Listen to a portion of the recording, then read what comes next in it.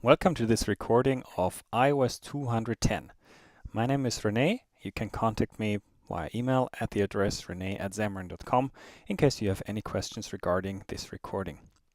Today we are going to discuss an intro to backgrounding on iOS. We want to run finite-length tasks. In the mobile world today, there are several restrictions that are placed on our code that do not exist on the desktops if we want to execute code well in the background. One of the main differences that sometimes surprises us developers is that applications on iOS actually keep on running if the home button is pressed. They are not stopped. This course will introduce the concepts of backgrounding on iOS, how the operating system pauses and resumes our applications, and how we can influence how iOS behaves with our application while it is no longer in the foreground. We are also going to look at what most applications will need to do to properly manage their background state, how they can execute code, what the limitations are that Apple puts upon us here. Please note that there is also a follow-up class, which is called IOS211. That will cover the two other supported cases, which are useful for certain types of applications. There we will see how we can, for instance, keep on playing back music while our app is in the background, and also how to transfer files and continue these transfers even if our application has been terminated. Let's start by an overview of the different background models that are available on iOS. If we look at that from a high-level perspective, we can see that iOS exposes three different ways of executing code in an app that is currently not the one the user is interacting with. We have to understand these different concepts so we can pick the right one depending on what we are trying to achieve in our application. Why do we have to discuss this topic at all? If we come from a desktop environment, we are used to having our apps just continue to run if we leave them. So we have many windows open on the desktop, doesn't matter if that's on Windows or on OS X or on Linux. So if you focus on another window, the other application will simply keep on running. This is not true on iOS, however. By default, iOS applications do not get any CPU time if they are no longer the foreground app. In fact, Apple has a very strict definition here, they say. The moment an application is left, that means it is getting pushed into the background via the home button, we have 5 seconds to complete all of our operations. There's a certain method that we can override, and if we don't return from that method within 5 seconds, then our app will simply be terminated. Well, since we are all smart developers, our first idea might be, oh yeah, that's easy. We are just going to create a separate thread, and that thread will surely keep on running. However, that won't work. Not only do we have to return from this method that we're going to discuss later within 5 seconds, even if we do, iOS will suspend all the threads that our app has. So not only the main UI thread, but also any other thread that we spin up. So creating a thread will not let us execute code while we are backgrounded.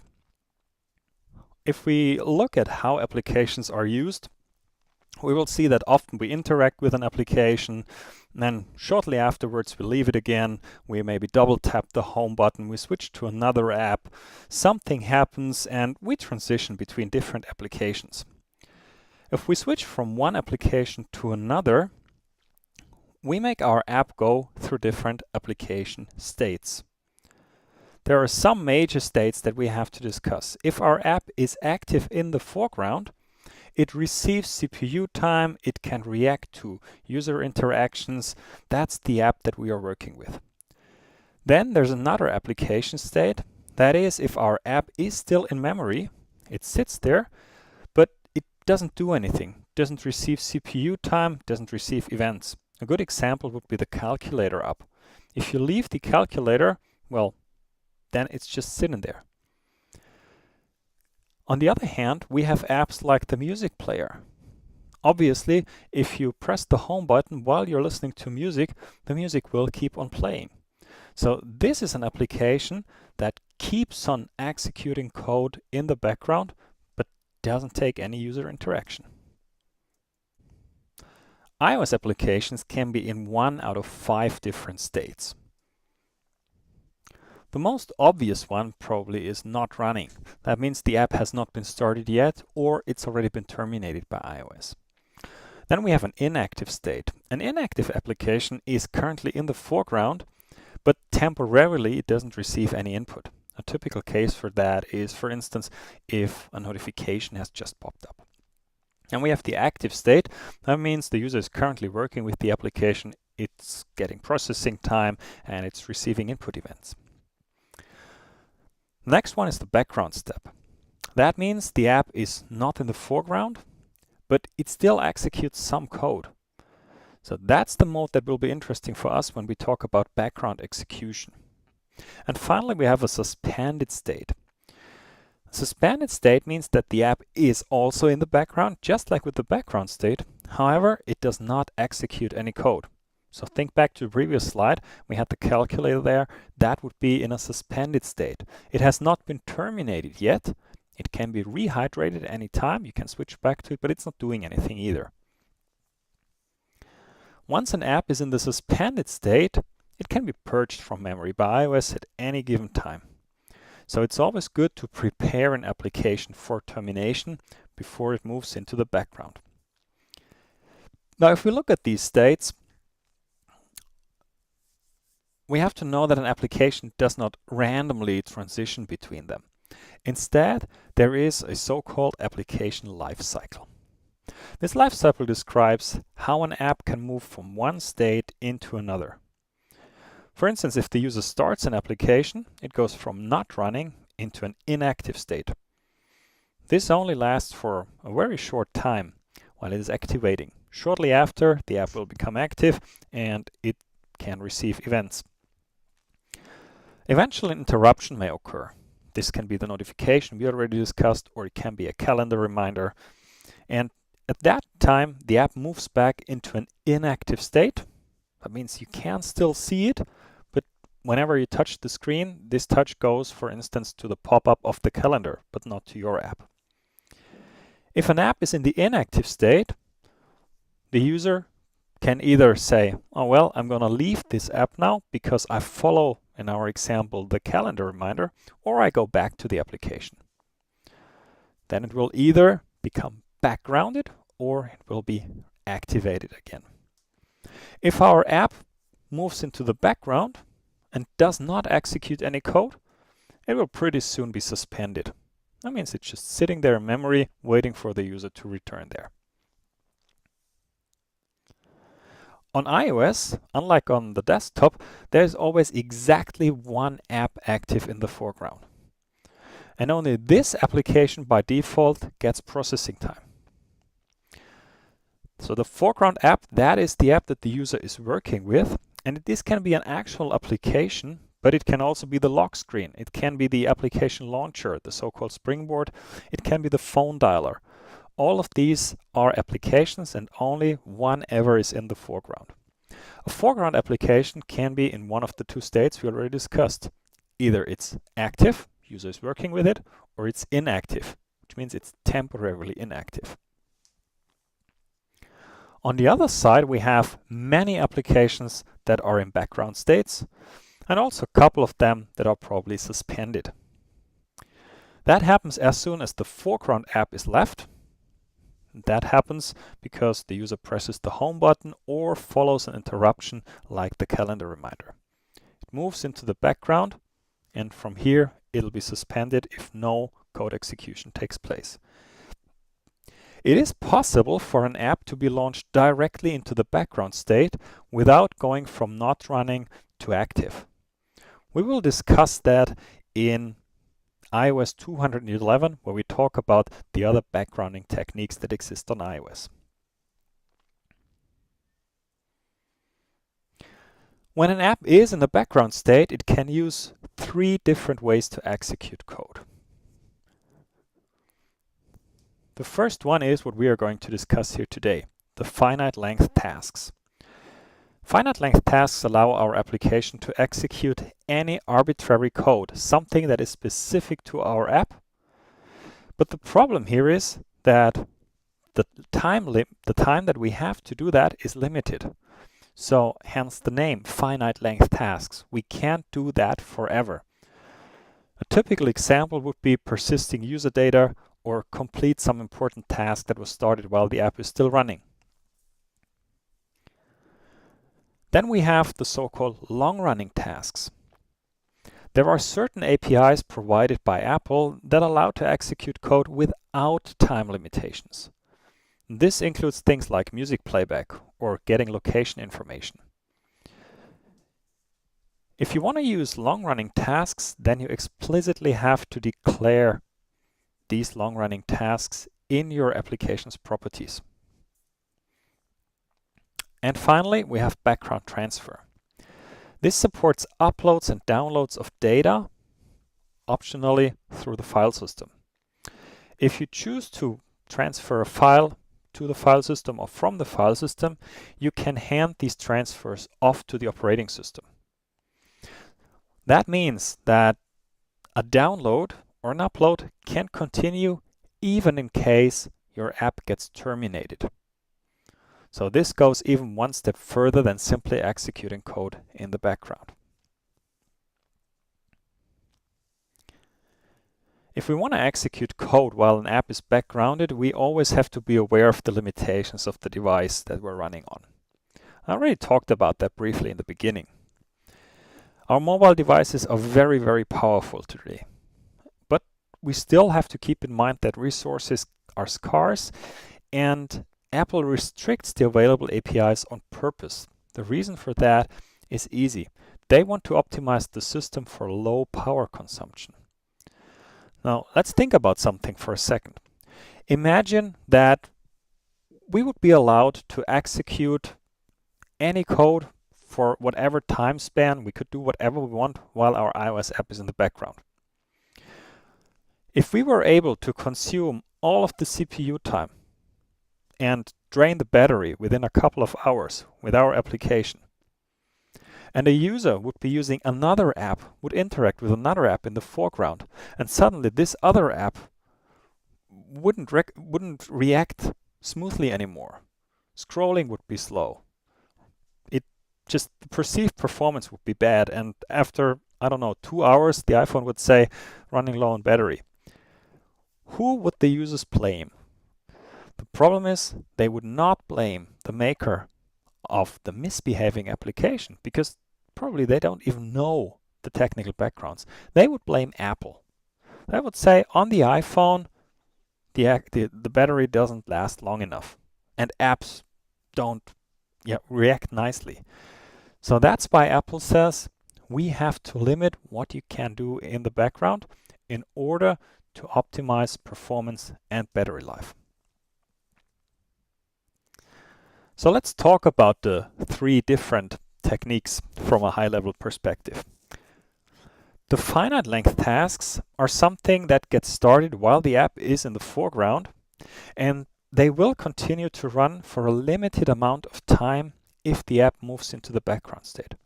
Please note that this timer only applies as long as the app is in the background. A finite-length task can be executed in the foreground without any limits. We will see later examples how that exactly works. If the app is in the background, this timer is started, we execute our code, and eventually iOS will say, sorry, you're out of time. If that happens, no more CPU time is granted to our application. So we have to deal with that situation. That's what we'll be working on today.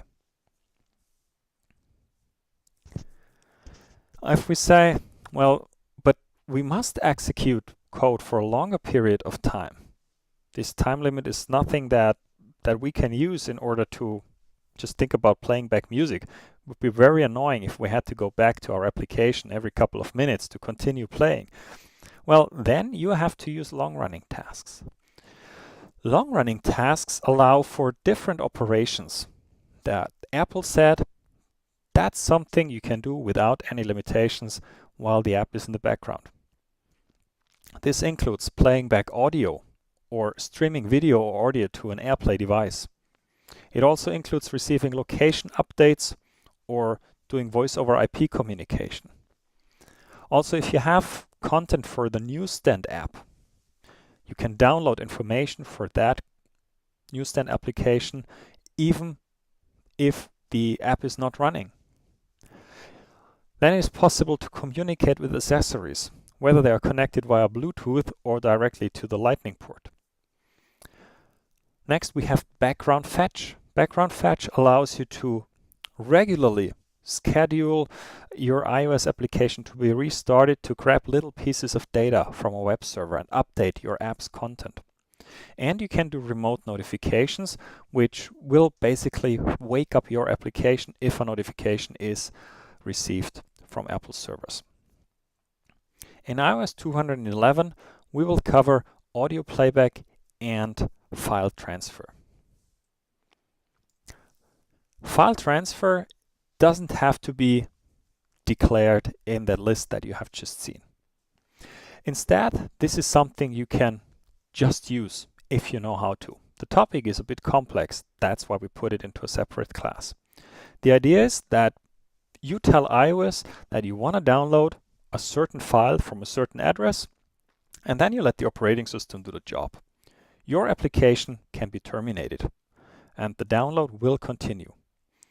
Once the download has finished, iOS will wake up, restart your application again, and inform you about the progress. The same is true for uploads, by the way.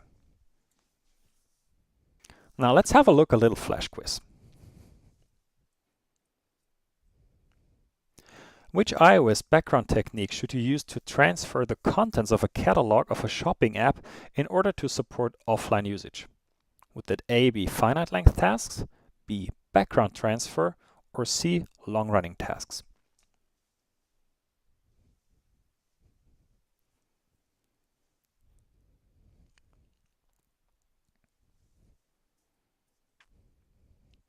The correct answer here is B, background transfer.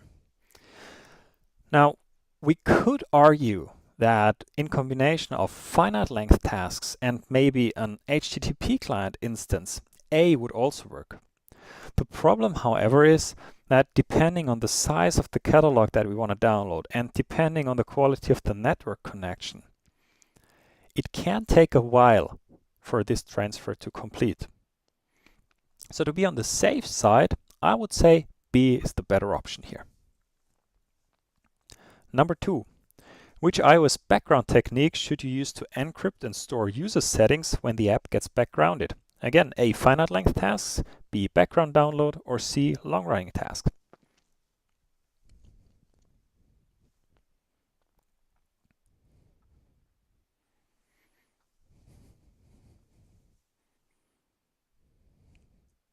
This clearly is a job for finite-length tasks. Storing some user settings or encrypting some data, that usually doesn't take forever. It's clearly something that can be done within a couple of seconds or some minutes longest. So this is a job for finite-length tasks here. And last one, which iOS background technique should you use to track the device's current location? Again, A, finite-length task, B, background download, or C, long-running tasks.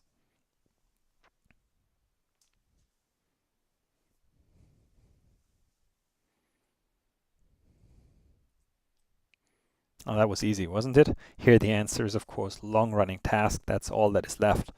There is a specific long-running task that allows you to track the device's position. So that's what you want to use in that case.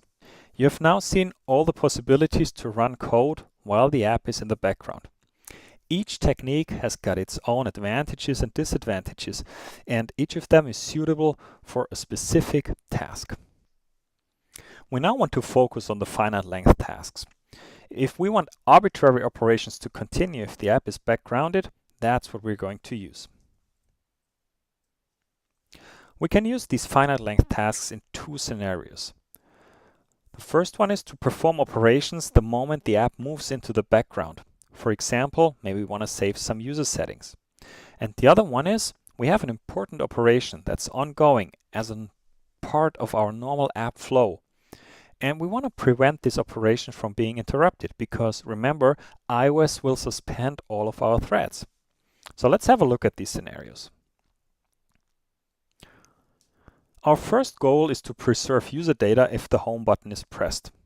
If that takes a while, we want to use Finite-Length Tasks. To perform an operation when the app gets backgrounded, that obviously requires us to be notified when that app transition happens. So let's get back to the application lifecycle.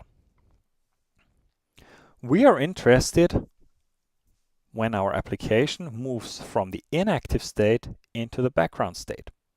The moment this happens, a method on the application delegate will be triggered, and that method is called didEnterBackground. If the user switches back to our application, another override will be called, and that's willEnterForeground. This helps us to track the life cycle, and in the didEnterBackground, we are going to save our user state.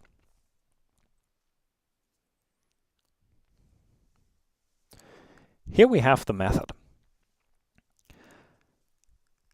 This is how you would probably implement it if you tried first. We override the method and we do our call save user choices.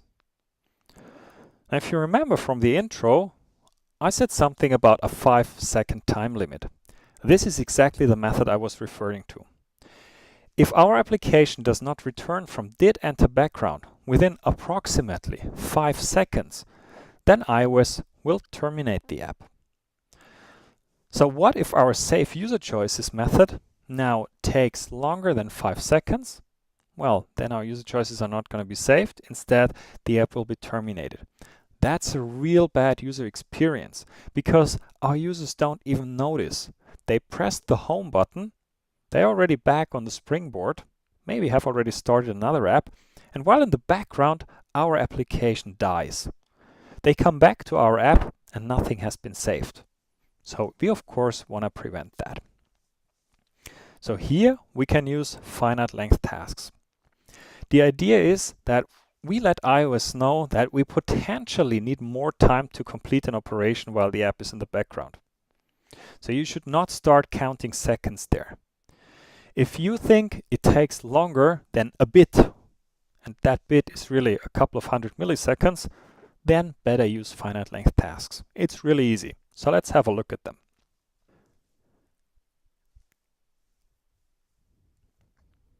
We have already heard that there is this time limit. Now to overcome this, we can use the Finite-Length Tasks.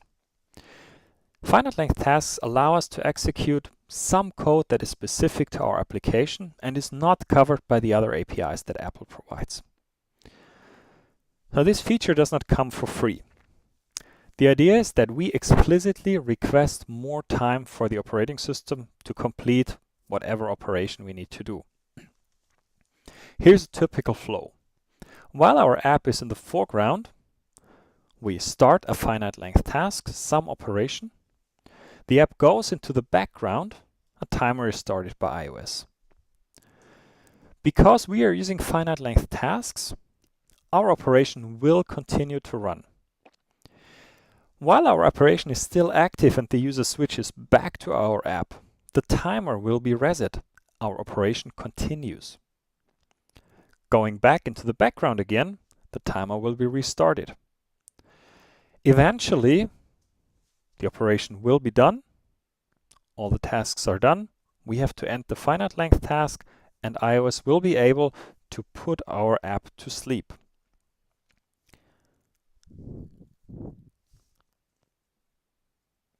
Now, using these finite length tasks, it makes the app flow a bit more complicated. So let's look at that. Basically what we do is we begin a finite length task, we do our work, and when we are done with our work, we tell iOS that the task is over. Please notice that the finite length task API and our work, they are completely independent from each other. Here's the API that we're going to use. Everything we need is on the UI application class. you can access the current application via UI application.shared application. In some of the overrides of the lifecycle, the application is also passed to you as a parameter. Using either one is okay. The methods that we have here is number one, begin background task. Begin background task registers our need for CPU time when the app gets backgrounded. The method name and its parameter are very misleading for a .NET developer. Because if a .NET developer refers to task, they typically think about system.threading.task. However, Apple's methods are not related to this in any way. This method does not start a .NET task or any other sort of thread or process. The only thing it does is it instructs iOS to provide additional time for code execution after the app has been backgrounded. Because remember, by default, all threads would be suspended. The parameter that is passed, that can also be easily misinterpreted. You might think that that delegate is what gets executed in the background, but that's not true. Instead, it is a callback that gets triggered shortly before the available time for background operations expires. We can't pass null here, but it is highly recommended that you make use of it, because eventually you will have to end every background task. Look at the second method. So whenever you begin a background task, it has to be ended. And your last chance to end a background task is when iOS calls this expiration handler. If you call begin background task, you get back an integer. That's a unique ID of the task. For every call to begin background task, there must be a balanced call to end background task. And then we have a property on UI application, that's the background time remaining. That contains the current remaining time for background operations in seconds. While the app is in the foreground, this will be double.max value. But the moment you switch it into the background, it will usually drop to 180, which means you have 180 seconds left to complete your operations. That's 3 minutes, and that's not a lot. So think wisely what operations you're going to perform in the background. You can constantly poll that value and it will be updated. It will always reflect the current available background operation time. Please note that the background time remaining is a static property. It's not related to one of the tasks that you start. No matter how many tasks you begin, the total available time remains unaffected. Here you see an example of how we can improve our operation where we want to save the user choices. We are again in the did enter background method, and you see here the current UI application instance is passed into that method. So on that application, we can call begin background task, and we pass it an expiration handler here. We get back a task ID, which we have to retain, because eventually we have to end it again. After this call, we again save our user choices. Nothing has changed here, but this time saving our user choices will probably complete. However, we still have the problem that our did enter background method might not be left within the required 5 seconds, because we are still executing everything on the UI main thread here. No threading has been added. Begin background task does not do any threading on its own. It does not create any processes. We have to take care of that. So instead of running our save user choices on the UI main thread, we lay it off to a separate thread. The best way to do it these days is by using the system.threading.task namespace. So by calling task.run, we use our save user choices and let it run on a separate thread. Now with these two calls, we have achieved two things. Number one, did enter background will be left immediately. So we will certainly stay below this 5 seconds barrier. And the second one is the thread that we create will continue to run if the app is in the background, because we told iOS to not suspend the threads by calling begin background task.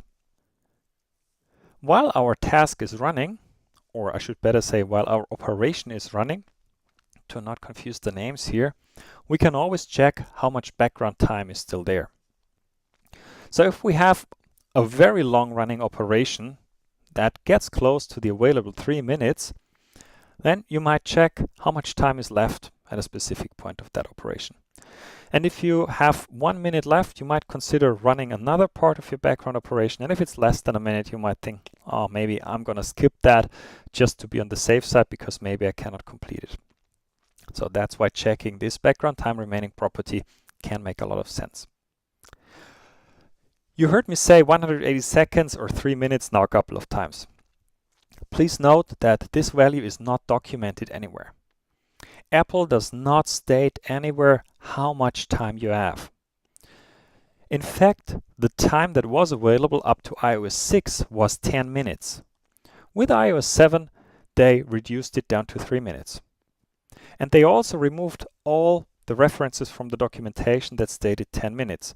They now say you have whatever background time remaining property gives you. So it's completely possible that with iOS 9, this will be further reduced or increased again.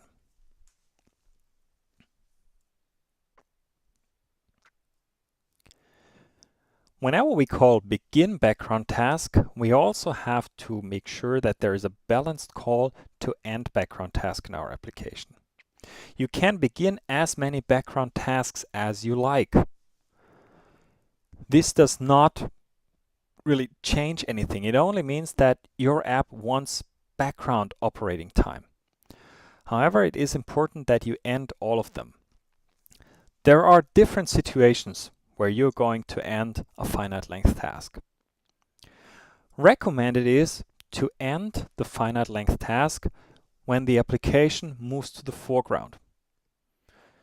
So if you start a finite length task the moment the app goes into the background, it will continue to work on this operation while backgrounded. If it comes into the foreground again, there's no need to keep the finite length task alive, because while in the foreground, your app will have unlimited time anyway. The advantage of implementing it that way is that the next time the app gets pushed into the background, you can simply start another background finite length task. And you don't have to worry and to check, have I already started one? Has it expired? What happened? So you simply start one, the moment you go to background, and you stop it, you come back to foreground. The second option is when your operation has completed, you also want to end the finite length task. The reason for this is you want to let iOS know as early as possible that your application can now be suspended and potentially be removed from memory and doesn't need any CPU cycles anymore. It would be totally valid and okay to just keep the finite length task on running until iOS says, okay, your time is up, you have to end now. But to be a good memory citizen and a well-behaving application, it's good to end the finite length task as soon as the task that we are performing is completed. If your app is in the background and you run out of time, then iOS will trigger that delegate that you pass to begin background task. And that's your last chance. Now iOS says, okay, your time is up. I'm gonna suspend all of your ongoing threads and you have to end all of your tasks now. If you don't, again, the app is going to be terminated. From my own experiments, I have seen that you have something between 1 to maximum 3 seconds when that delegate is called. So don't waste any time in there. Better end the task. You cannot request more time. You have to deal with it. Here's how we can use endBackgroundTask. See that we give it the task ID as a parameter that we got from beginBackgroundTask. Here we have the situation where we end the task if the application comes into the foreground again. Again, be aware that the operation that we have started will continue to run. We put our Save User Choices operation on a separate thread. That thread is completely independent from the API that we are using here. Then we have the second option. We are inside the Save User Choices method here. We have persisted all state, maybe we applied some encryption, I don't know what. And when we're done with our operation, we also want to end the background task. Now, since we have multiple locations where we end that background task, it's always good practice to simply check for the task ID. If it is -1, we don't do anything, and if it's not, then we end the background task and we set it to -1 afterwards. And last but not least, we have the case where our time has expired. So we pass an expiration handler to begin background task. Here it's on expiration. If that happens, then we also end the background task. We cannot request more time. And again, if you forget to call end background task, iOS will terminate the application. Now let's have a look at a little individual exercise where you're going to integrate a finite length task with the application lifecycle. Let's go through the class materials for this first exercise. The goal here is to work on an application that outputs the events that happen during the lifetime of an app. So you can see here when the app was activated, when it enters background, and so on. All of this gets written both to the console and also to the scroll view here. The idea of this first exercise is to integrate a method into the didEnterBackground callback that will simulate saving some user choices. Saving these choices will take 20 seconds. So it's clearly longer than the 5 seconds that we have available. You can find the start solution in the Part 01 resources folder. If you want to compare it to a completed solution, there's also a lab.completed folder where the completed solution can be found in. In the application delegate, you will find a Save User Choices method that simulates the app saving its current state. When the app moves into the background, call that method and see what happens. Will the app be terminated? How long does it run? Then try to add the code that will prevent termination. Maybe also you want to give it a try to simply use a thread here and see if that helps. The next step is to start a finite length task, but still perform the Save User Choices call on the UI main thread. Again, see what happens. And the last step is then to begin the finite length task, put the execution of Save User Choices on a separate thread, and again, see what happens. How does the app behave? Maybe you also have the time to wait the 3 minutes to see if iOS really terminates your app. We're going to have a look at the code in a second. Please be aware, there is a problem with the iOS simulators. iOS Simulator 8 does not work correctly for all the background APIs that we discuss. Whatever you do on iOS Simulator 8, it will just work. The reason is that iOS Simulator 8 does not suspend any threads. So even if you don't use the APIs correctly, your app will happily keep on running in the background. A better choice is to use the iOS Simulator 7, or if available, use a physical device. That's certainly your best choice. Let me quickly show you how you can install iOS 7 Simulator if you haven't that on your device yet. Run Xcode. Easiest is to use Spotlight. Fire up Xcode. In Xcode, go to Xcode Preferences. In the Preferences, you will find the Downloads tab. In the Downloads, you see a list of available simulators. Here on my machine, iOS 8.3 simulator is installed. And you can see that 7.1 also is here available for download, and it already has a check mark back here. For you, it should show this download icon, as you can see it here for the iOS 8.1 simulator. You can download that simulator and it will create some virtual devices for you. You can then in Xamarin Studio pick to deploy your app to the iOS 7.1 simulator. This older simulator behaves correctly if it comes to background execution.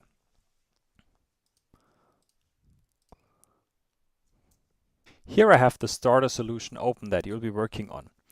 In the app-delegate.cs, you see the Save User Choices method.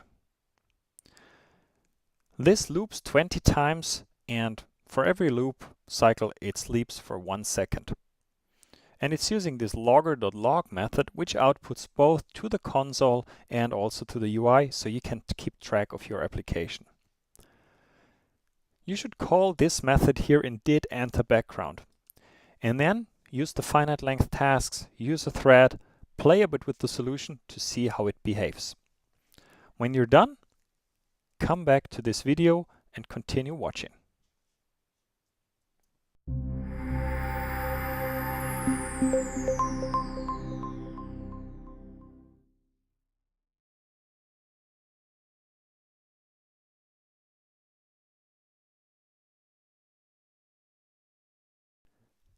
Here I have the completed application open in the iOS 7.1 simulator.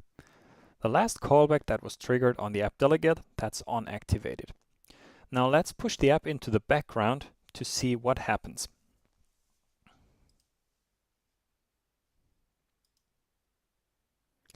If I press the home button, saving our user choices will start running. We can see it here, and it won't be stopped. So it can continue for the whole 20 seconds without being interrupted. This is because we requested more time for the operating system to complete our operations. Eventually, we're done saving our choices. And if I go back to the simulator and back to my application, you can see that in fact, everything was nicely updated. Everything was also output here into the UI. Now let's look what we did here. In did enter background, we first begin a background task. This background task tells iOS we want more time, don't suspend our threads. Then we use the await keyword here to await until saving our user choices has completed. Once we're done, we check if we have started a finite length task. If yes, we end it here by passing in the task ID that we received from begin background task. If we enter the foreground while our operation is still running, we also end the background task. Our thread up here, that will continue to run. If we go back into the background, did enter background will be called again. Our finite length task has been ended, so we simply start a new one and the game repeats. In this case, save user choices will be called again. In a real productive app, you want to take care of that. If it's still going on, then you probably don't want to restart it, or you want to cancel the current process. So cancellation is some topic that we also gonna discuss in this class. In the previous example, we used finite length tasks as part of the application lifecycle. While this is certainly useful, a far more common scenario is to protect important operations from being interrupted. If an iOS app transitions to background, we only have a couple of seconds to execute code. So our app will be terminated if we exceed this time limit.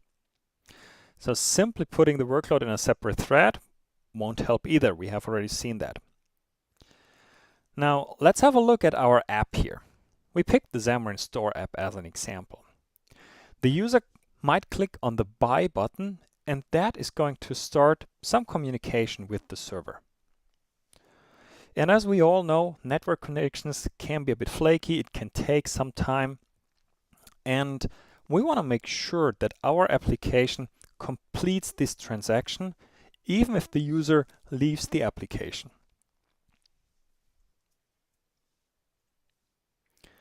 If we want to protect a critical operation from being interrupted, we can use the exactly same API as we did when we integrated with the finite-length tasks in the app lifecycle. It is not limited to the lifecycle. We can use it anywhere in our code. The example that you see here is taken from the event handler of a button click event. Submitting the order will start the communication with the server, and we want this to complete even if the app gets backgrounded. So in combination with the async and await pattern that is used here, this is very convenient. We begin a finite length task, we await our operation, and then we end the task. Finite length tasks only have a limited lifetime granted to them. We have already seen that. Usually it's 180 seconds. If an app asks the operating system to prevent suspension by calling begin background task, we will also have to call the end background task eventually.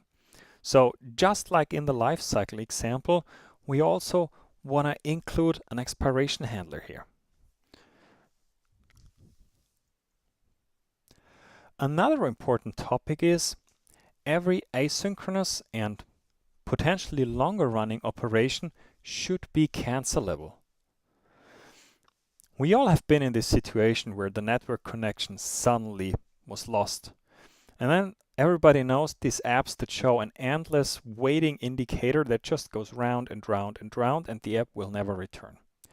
So it's real good practice to allow the user to cancel the operation. And when we're using finite length tasks, we face another challenge. If the available background time expires, we also want to cancel our operation. The reason is we cannot complete if we run out of time. So it's always better to fail gracefully than to let iOS terminate our app. In .NET, we can use the cancellation token and the cancellation token source to help us cancel an operation. The cancellation token allows reacting to a cancellation, and the cancellation token source allows initiating a cancellation. If a task takes too long, maybe this example, the network connection is bad, then we set up this cancellation token source and we use it to create a cancellation token. That token is then passed to our longer running operation. We can then internally constantly check, has the token been raised? If yes, we cancel our operation. If not, we continue. What might look a bit strange here is the fact that the token seems to be passed twice here. But look closely. The first one goes to our submit order method, and the second one goes to the call of task.run. The reason is that maybe the user cancels the operation even before it has started. So in that case, task run does an optimization. It won't execute the task at all. So it's good to pass the token in there, and it also saves you from exceptions that are thrown if the operation was already cancelled before.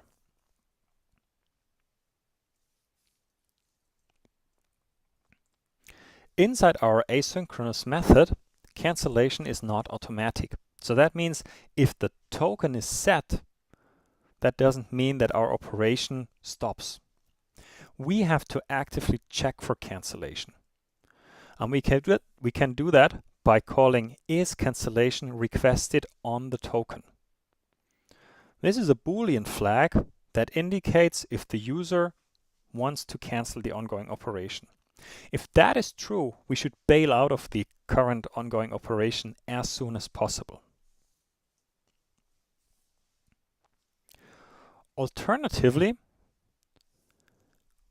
we can check throw if cancellation requested. If the user requested a cancellation, a call to this method will throw an operation cancelled exception. Now this is useful if you have a hierarchy of methods that gets called. So submit order calls a sub method, and so on. Maybe you have some for or while loops in there. So if you use the token is cancellation requested, you would have to check on every level, has it been requested, return, and so on. If instead you throw if cancellation requested, you can catch that exception at the top level and then react to it appropriately. In order to initiate the cancellation, we use the cancellation token source. This has got a cancel method. The moment you call cancel, the Boolean property on the token will become true, or the throw if cancellation requested method that will throw an operation canceled exception. So this is an easy way to cancel an ongoing operation from the outside. We want to try that in the next exercise, where we add cancellation to a finite-length task. Here we see the class materials for the second exercise. The application you'll be working on can be found in the Part 02 resources folder. Again, there's a completed version that you can compare your work to. The app is calculating decimals of pi. For that, it uses an algorithm that always returns a couple of decimals at a time. And you can imagine this is potentially long running, since calculating 10,000 decimals surely takes a while. Whenever a bunch of decimals has been received, they will be outputted to the UI. You can also see that there's a stop calculating button down here. Now with this exercise, I would like you to add cancellation functionality to this app. In order to do that, use a cancellation token source, put it into the view controller, and then inside the handle calculate pi method that you can find in the only controller of the app, you can see that a task is started that runs the calculation independently on a separate thread. So this is where you want to pass the cancellation token into. And also there's a helper method called pihelper.calcPi that also accepts a token. So be sure to pass the token in there too. The method also takes a delegate. Whenever it's got new decimals available, it will call that delegate. This will end up in the update UI method on the view controller. In there, it's a good place to check if cancellation has been requested. If it was requested, be sure to stop the current running task. You can throw an operation cancelled exception and then reset the UI, change the button to its correct state again, and so the user can restart if necessary. Be sure to capture all the cases. The first one is the user stops the calculation explicitly by pressing the stop button. And the second one is while in the background, your operation runs out of time. When you're done with the exercise, come back and continue with the recording.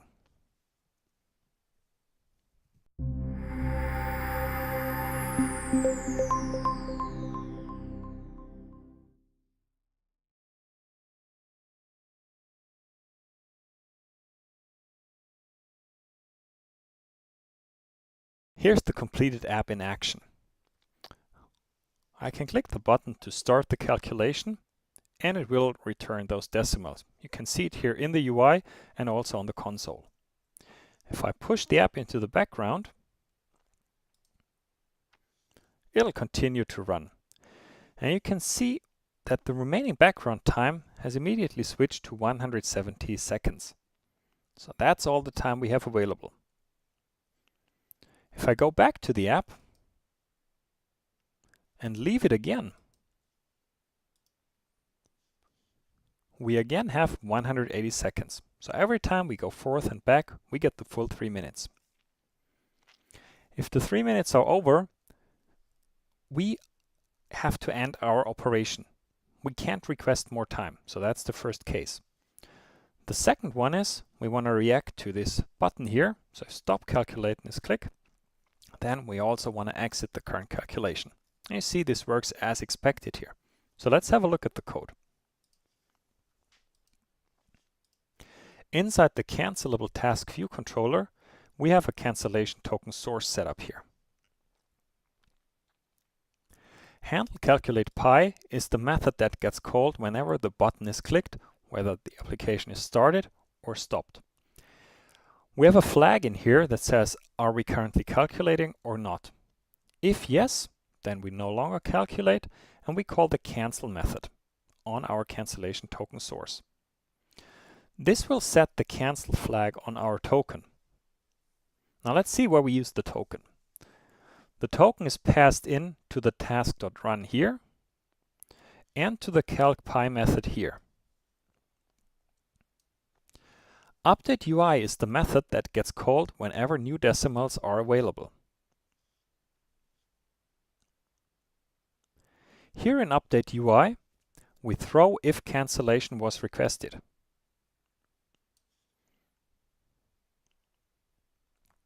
If that happens, the current running task will end and we catch the operation cancelled exception here. Then we set our isCalculating boolean to false again, and then we end our background task. So this is the API for our Finite-Length task. This is the API for our operation. The other case is down here, handle background time expires.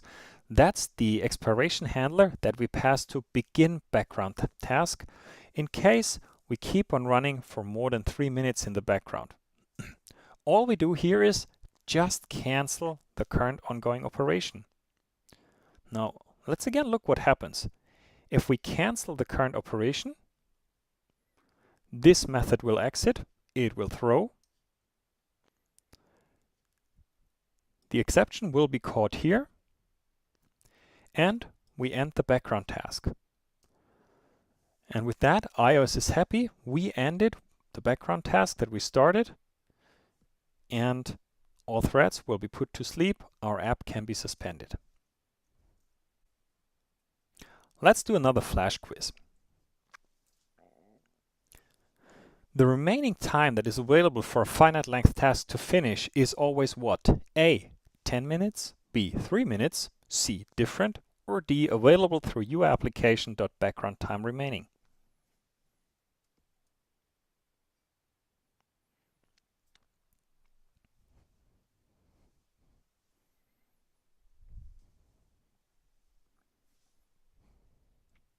The correct answer here is D, it's always available through the background time remaining property. Number 2. Calling UI application.begin background task with an onDone parameter. What does that do? Multiple answers can be correct here. A, it starts a thread and executes onDone asynchronously. It B, signals the operating system that it should not suspend currently running threads when backgrounded. Or C, it triggers onDone if the available time for background operations is about to expire.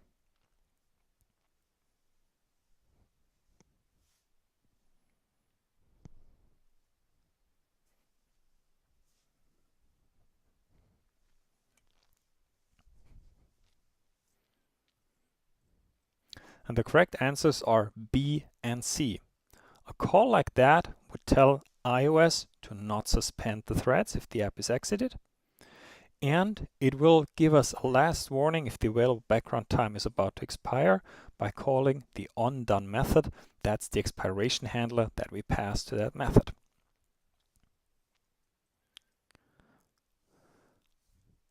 Now you have learned how to integrate finite length tasks into the application lifecycle for an operation like persisting some user data the moment the application is left. You have also learned that you can use finite length tasks to protect some critical operation from being interrupted. The difference is that for the latter case, this operation was part of the normal app flow.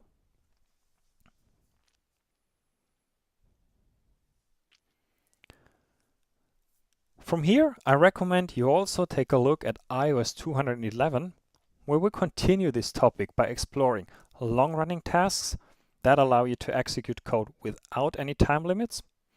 And also transferring files in the background will be a topic in there. Thanks for watching. If you have any questions, be sure to contact us or see you on the forums.